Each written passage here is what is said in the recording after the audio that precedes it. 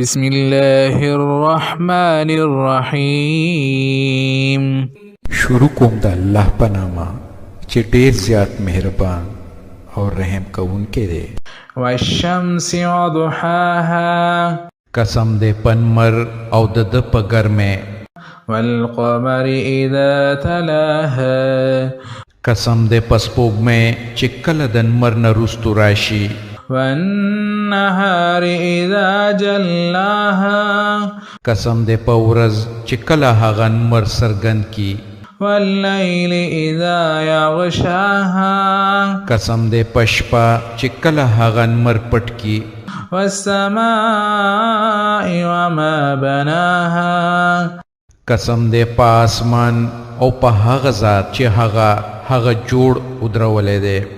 والارض وما طحاها قسم دې په ځمکه او په هغه ذات چې هغه یې اواره کړې ده. ونفس وما سواها قسم دې په انساني نفس او په هغه ذات چې هغه برابر کړو. فألهمها فجورها وتقواها او بیا یې د هغه بدې او د هغه پرهیزګاري هغه ته الهام کړه. قد افلح من زکاها رښتیا سره بری ومیندو هغه چا چې پاکې کړو دا نفس. وقد خاب من دساها او نقصانی شو هغه څوک چې خپل نفس پټ کړو، انکار یې وکړو، یعنی خپل نفس بیکاره پرېښودو او هغه د الله په اطاعت او عمل صالح سره مشهور نه کړو. كذبت ثمود بطغواها سمودیانو د خپل سرکشۍ له امله حق دروغ جن کو. إذ انبعث أشقاها کله چې د هغه د قوم د ټولو زیات بدبخته سړی ورپسې پاسېدو، یعنی قدار بن سالف. فقال لهم رسول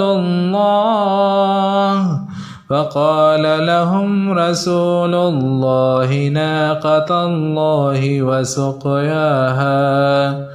نو دا الله رسول هغو خلکو ته وویل چې پام کوئ د الله اوښې ته لاس ورنه وړئ او د هغې د اوبو د وار حفاظت وکئ. فكذبوه فعقروها فدمدم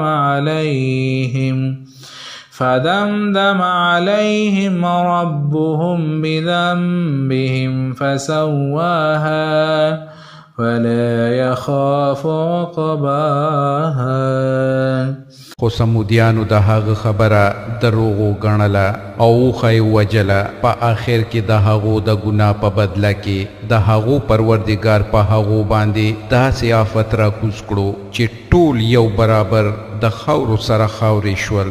او د الله د خپل دغه کار نه هیڅ چرته تباه کن نتیجې نه ویره نشته.